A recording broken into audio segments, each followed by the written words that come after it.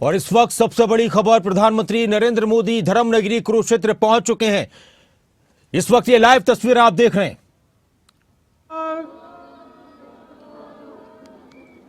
PM Modi Panchajanya ज्योतिषर अनुभव केंद्र का शुभारंभ प्रधानमंत्री ने किया है।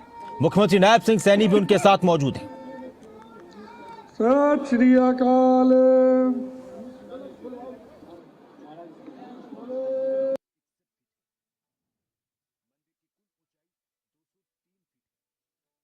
मोदी का बहुत ही महत्वपूर्ण ये दौरा।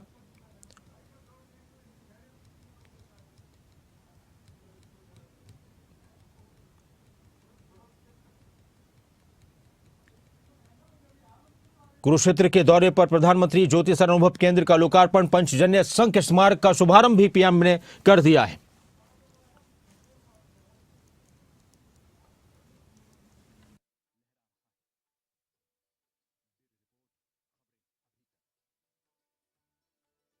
का ये कुरुक्षेत्र दौरा, और इस दौरे पर मुख्यमंत्री नायब सिंह सैनी उनके साथ मौजूद हैं। महाभारत अनुभव केंद्र ज्योतिषर का दौरा किया, पंचजन्य शंख का शुभारंभ, लोकार्पण, और बहुत ही महत्वपूर्ण तरीके से अयोध्या की इस धरती पर, धर्मनगरी में आज का यह दौरा प्रधानमंत्री का रहने वाला है।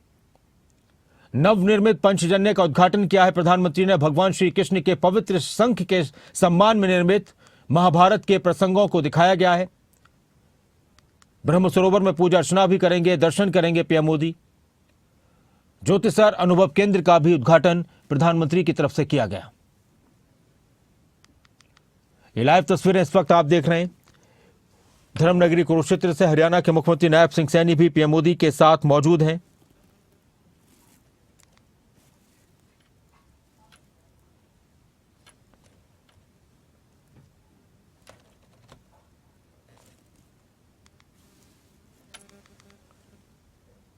दो एकड़ भूमि पर अनुभव केंद्र 206 करोड़ रुपए की लागत से तैयार किया गया। अनुभव केंद्र में 8 अलग अलग पार्ट बनाए गए हैं, जिसमें द्रौपदी, चीरहरण, घोड़ों की दौड़, रथ के पहियों की आवाज, तीरों की बारिश और श्री कृष्ण के उपदेश दिखाए जाएंगे। नवनिर्मित पंचजन्य का भी उद्घाटन पीएम मोदी की तरफ से किया गया है, जो भगवान श्री कृष्ण के पवित्र शंख के सम्मान में निर्मित हुआ है, जिसमें महाभारत के प्रसंगों को दिखाया गया है। और ये तस्वीरें इस वक्त आप देख सकते हैं।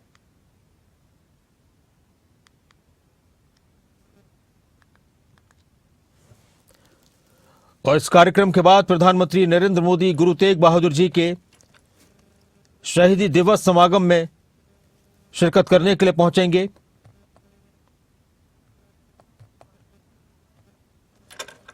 पंचजन्य शंख का प्रधानमंत्री ने शुभारंभ कर दिया है। विष्णु के अवतार श्री कृष्ण पंचजन्य नामक एक शंख अपने पास रखते थे, और ऐसा कहा जाता है पुराणों में, जिस महाभारत में जिसका वर्णन है कि कुरुक्षेत्र के युद्ध में इसका इस्तेमाल किया गया था, इस शंख का।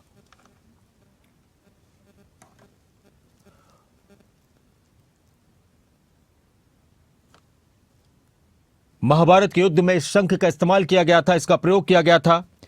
वो शंख जो श्री कृष्ण, योगीराज श्री कृष्ण अपने पास रखते थे। और अलग अलग धार्मिक किताबों में कहा गया है कि जो भगवान विष्णु के 4 मुख्य चिन्हों में से एक है, ये वही शंख है। और आज प्रधानमंत्री ने इसका जो बनाया गया, इसका शुभारंभ किया है।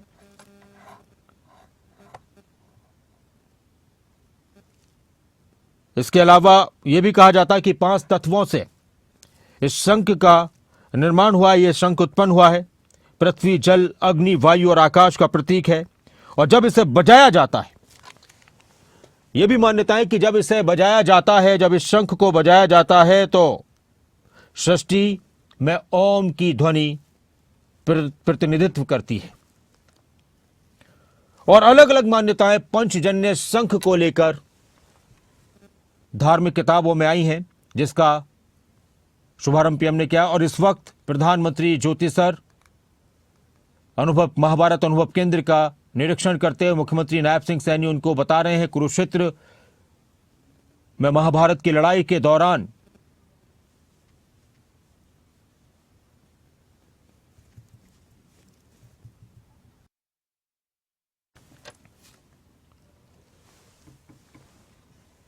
तो अवलोकन करते हुए गीता स्थली कुरुक्षेत्र में, धर्मनगरी कुरुक्षेत्र में कुरु वंशावली दिखाई गई है। और इसके साथ ही प्रधानमंत्री नरेंद्र मोदी कुरुक्षेत्र में महाभारत युद्ध के दौरान जो जो संस्मरण सामने आए थे, जो जो घटनाएं हुई थी, उसका अवलोकन करते हुए महाभारत अनुभव केंद्र का निर्माण यहां पर किया गया है।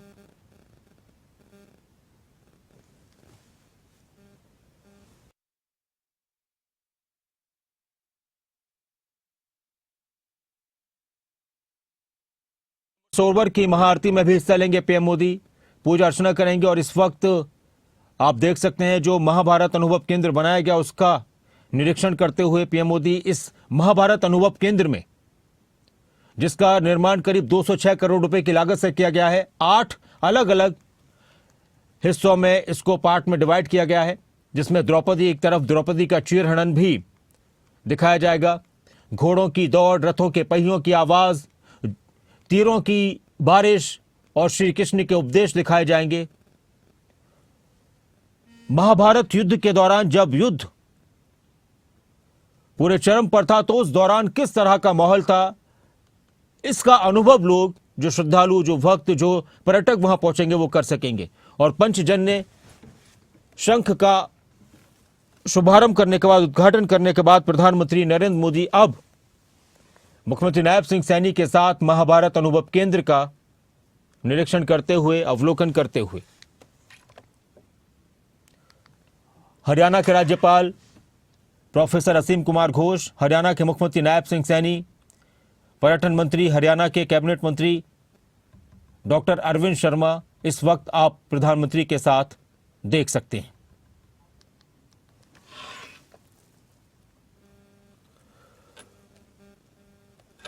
धर्मनगरी कुरुक्षेत्र में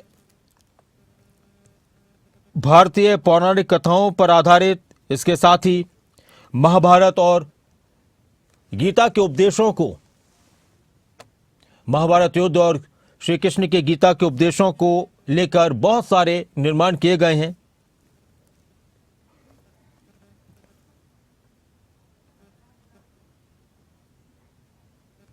और इस वक्त प्रधानमंत्री ने शुभारंभ किया है, उद्घाटन किया है।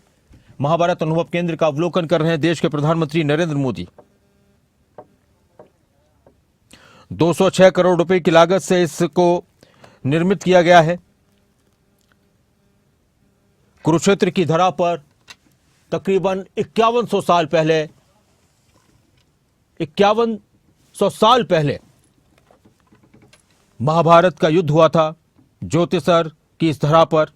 और इसी दौरान श्री कृष्ण जी ने मानवता के लिए गीता का संदेश दिया था।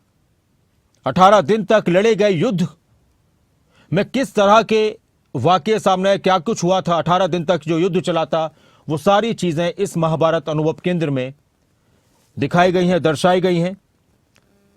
और इसका सजीव एक तरीके से जब लोग यहां पहुंचेंगे तो उसी तरह की ध्वनियां कि जब युद्ध में तलवारें टकराती हैं, धनुष बारिश की तरह बरसने लगते हैं, तीर, धनुष से तीर बरसने लगते हैं, वो सारे अनुभव लोग कर पाएंगे। और इसी अनुभव केंद्र में लक्षागृह या द्रौपदी का चीरहरण हो, धूत क्रीड़ा हो, वो सारी चीजें लोग समझ पाएंगे, उनको देख पाएंगे। और उसका विजुअलाइजेशन जो किया गया है वो लोगों को और ज़्यादा यहाँ पर जानकारी दे पाएगा और ज्ञान दे पाएगा। और जल्दी ही इसको अनुभव केंद्र को जनता के लिए खोला जाएगा। प्रधानमंत्री नरेंद्र मोदी ने इसका आज उद्घाटन कर दिया है। महाभारत के जो दृश्य हैं उनको जीवन करने के मकसद से इस अनुभव केंद्र का निर्माण किया गया है, जिसमें 3D मॉडलिंग, इंटरैक्टिव प्रदर्शनियों और ऑडियो विजुअल तकनीक का इस्तेमाल किया गया है।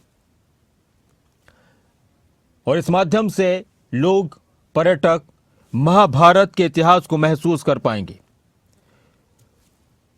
और यह भी कहा जा रहा है कि यह केंद्र कुरुक्षेत्र की ऐतिहासिक और सांस्कृतिक पहचान को राष्ट्रीय और अंतर्राष्ट्रीय स्तर पर मजबूत करेगा, पहचान दिलाएगा, स्थापित करेगा। इस अनुभव केंद्र में महाभारत से जुड़े तमाम प्रसंगों के जवाब, प्रश्नों के उत्तर दिए जाएंगे, जवाब मिलेंगे। कृष्णा सर्किट योजना के तहत इस प्रोजेक्ट को तैयार किया गया है। महाभारत का युद्ध कहां लड़ा गया, इतनी दूर हस्तिनापुर से आकर यही युद्ध क्यों लड़ा गया, इतने बड़े युद्ध को अंजाम देने के कारण क्या रहे, 18 दिन तक युद्ध में क्या क्या हुआ था, ये सारी जानकारियां इस अनुभव केंद्र में मिल जाएंगी।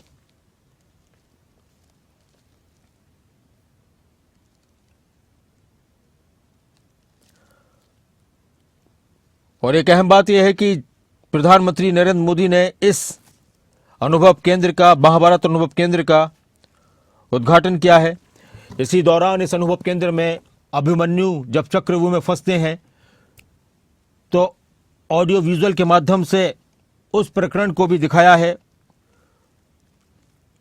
उस घटना का भी वर्णन किया गया है जब अभिमन्यु का बलिदान होता है। और इसी के साथ जब कर्ण के रथ के पहिए धंस जाते हैं तो उनकी मृत्यु किस तरह से होती है, यह सब भी दिखाया गया है। और अर्जुन के तीरों से, ये देखिए सारी तस्वीरें आप देख सकते हैं, ऑडियो विजुअल के माध्यम से पूरी महाभारत को इस अनुभव केंद्र में दर्शाया गया है। सजीव दर्शन 18 दिन तक चले युद्ध और मुख्य युद्ध के प्रकरणों का सजीव दर्शन श्रद्धालु और पर्यटक यहां कर पाएंगे।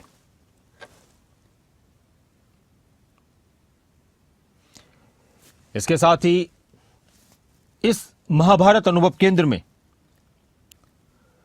महाभारत के युद्ध की समाप्ति के बाद पांडव द्रौपदी के साथ जब स्वर्ग की तरफ जा रहे थे तो वो घटना भी चित्रित की गई है, उसको भी दिखाया गया है। और उस दौरान लोग भी बर्फ के पहाड़ों पर चलने जैसा अनुभव कर पाएंगे। इस तरह से विजुअलाइजेशन किया गया है।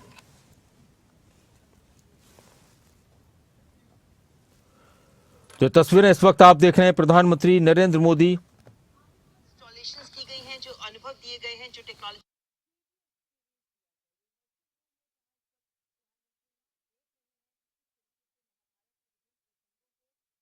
ताकि उस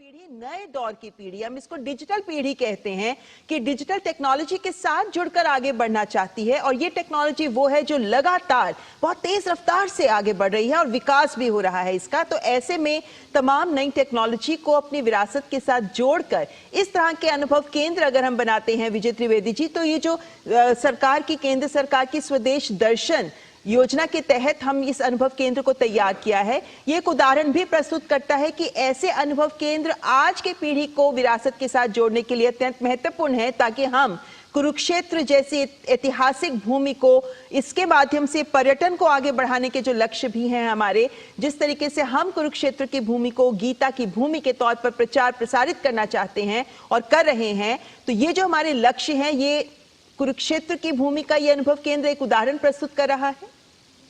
बिल्कुल ममता जी, बिल्कुल ठीक बात आपने कही।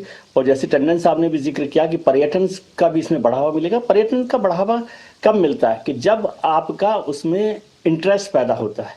इंटरेस्ट कब पैदा होगा, हम आपने बार बार कहा कि ये डिजिटल जनरेशन है, तो जो डिजिटल जनरेशन है आप उसको डिजिटल माध्यम से ही कम्युनिकेट कर सकते हैं ना। ऐसा नहीं है कि उनका इंटरेस्ट नहीं है या वो जानना नहीं चाहते। हर कोई अपनी विरासत को, अपनी जड़ों को समझना चाहता है, लेकिन उसका माध्यम पर प्रयास नहीं किया गया। महाभारत तो आज नहीं बनी ना, कुरुक्षेत्र भी आज नहीं बना, अयोध्या भी आज नहीं बनी, लेकिन उसको एक पहले खुद समझना और फिर उसको दूसरी पीढ़ी तक, अगली पीढ़ी तक समझाना, उसके लिए इस तरह के जो अनुभव केंद्र है, मैं समझता हूँ ये तो बहुत बेहतर काम है। इसको देश भर में हमारे जो बहुत सारे सांस्कृतिक केंद्र हैं, अलग अलग धर्मों के भी हैं, अलग अलग इतिहास के भी हमारे जुड़े हुए बहुत सारे केंद्र हैं। उनको यदि इसी रास्ते पर इस बेहतर तरीके से डिजिटलाइजेशन के थ्रू, लाइट एंड साउंड के थ्रू यदि किया जाएगा तो वो नई पीढ़ी को उसमें आगे बढ़ाएगा। और फिर से मैं कह रहा हूं कि ये केवल इतिहास और पर्यटन नहीं है, ये हमारा सांस्कृतिक गौरव है। मेघालय का जिक्र जो प्रधानमंत्री ने किया वो बहुत महत्वपूर्ण है। आपने उसके बाद से हिंदुओं को, हिंदुस्तानियों को एक हीन भावना में बढ़ते हुए देखा, और उनकी एक्सरसाइज ये थी, क्योंकि हीन भावना में रहेंगे आप तो सिर उठाकर नहीं रह सकेंगे, किसी का जवाब नहीं दे सकेंगे। तो जब सांस्कृतिक विरासत को आप समझते हैं, महाभारत को आप समझते हैं, श्रीमद् भगवद गीता को आप समझते हैं, अयोध्या को आप समझते हैं, तो आप उस हीन भावना से निकलते हैं। नहीं तो अब तक यही समझाया जाता रहा कि नहीं ये कुछ नहीं है, ये कर्मकांड है और ये नॉन प्रोग्रेसिव है। यदि इसको मैं ऑर्थोडॉक्स नहीं भी कहूं तो ऑर्थोडॉक्स होने का जो एक तमगा बांधा गया, यदि आप राम का नाम लेते हो, आप अयोध्या, आजकल आप देख रहे हैं अयोध्या में मुझे बताया गया करीब करीब 40 करोड़ लोगों ने दर्शन वहां पर किए राम मंदिर निर्माण के बाद। तो इसका मतलब पहले नहीं होता था, क्योंकि आप एक हीन भावना के साथ निकल रहे थे। आज एक नया गौरव प्राप्त हो, बिल्कुल कंट्रास्ट हो गया ये।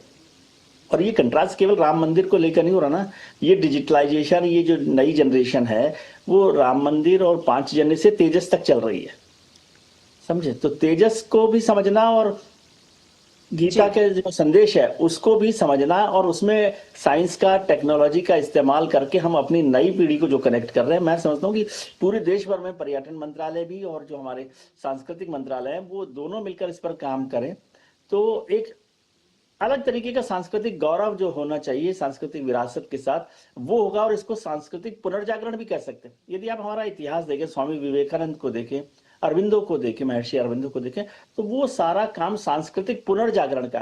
और सांस्कृतिक पुनर्जागरण किसी भी देश के विकास की सबसे महत्वपूर्ण और पहली कड़ी मानी जाती है। आप सोचिए मुगलों ने भी मंदिरों पर हमले क्यों किया? बहुत सारे लोग कहते हैं कि पैसा और सोने के लिए, सोना और पैसा के लिए नहीं, वो सोना और पैसा तो राजाओं और महाराजाओं को उन्होंने हराया। प्रधानमंत्री नरेंद्र मोदी ने कुरुक्षेत्र में विरासत पर हमला, ज्योति सर पहुंचकर महाभारत अनुभव केंद्र का उद्घाटन किया और अब अवलोकन कर रहे हैं प्रधानमंत्री नरेंद्र मोदी। उनके साथ मौजूद है हरियाणा के मुख्यमंत्री नायब सिंह सैनी, राज्यपाल असीम कुमार घोष, पर्यटन मंत्री डॉक्टर अरविंद शर्मा, और महाभारत अनुभव केंद्र में महाभारत से जुड़े सभी घटनाओं को ऑडियो विजुअल के माध्यम से प्रदर्शित किया गया है। चाहे वो द्रौपदी चीरहरण का वाकया हो, चाहे वो महाभारत के 18 दिन के युद्ध के दौरान जो जो घटनाएं हुई, अभिमन्यु चक्रव्यूह में किस तरह से फंसे, किस तरह से कर्ण का रथ का पहिया फंस गया था युद्ध भूमि में, चाहे वो भीष्म पितामह के लिए अर्जुन की तरफ से वाणों की सरसैया बनाई गई हो, हर एक चीज का विजुअलाइजेशन किया गया है जो लोगों को महाभारत से जुड़े सभी सवालों का जवाब बहुत ही अच्छे ढंग में दे पाएगा। और इसके साथ ही प्रधानमंत्री ने पंचजन्य शंख का भी उद्घाटन किया। यह कहा जाता है कि यह शंख योगीराज श्री कृष्ण से जुड़ा हुआ है और यह वो शंख है, इस शंख के बारे में कहा जाता है कि यह पंचजन्य शंख महाभारत के युद्ध के दौरान बजाया गया था। तो आज प्रधानमंत्री नरेंद्र मोदी अयोध्या के दौरे के बाद, अयोध्या में धर्म ध्वज फहराने के बाद धर्म नगरी कुरुक्षेत्र पहुंचे हैं। और आज का प्रधानमंत्री का यह दौरा बहुत ही महत्वपूर्ण है, बहुत ही खास है। और अब से थोड़ी देर बाद देश के प्रधानमंत्री नरेंद्र मोदी गुरु तेग बहादुर जी के 350वें शहीदी दिवस के मौके पर जो समागम राज्य स्तरीय किया गया है उसमें पहुंचने वाले हैं। तो पंचजन्य शंख का उद्घाटन करने के बाद, शुभारंभ करने के बाद प्रधानमंत्री ने महाभारत अनुभव केंद्र का अवलोकन किया और उनके साथ मुख्यमंत्री नायब सिंह सैनी भी मौजूद रहे। हरियाणा के राज्यपाल असीम कुमार घोष, हरियाणा के पर्यटन मंत्री अरविंद शर्मा मौजूद रहे। ये सभी तस्वीरें आप इस वक्त देख रहे हैं कि कर आगे बढ़ते हुए प्रधानमंत्री नरेंद्र मोदी और अपने अनुभव इस अनुभव पुस्तिका में लिखते हुए।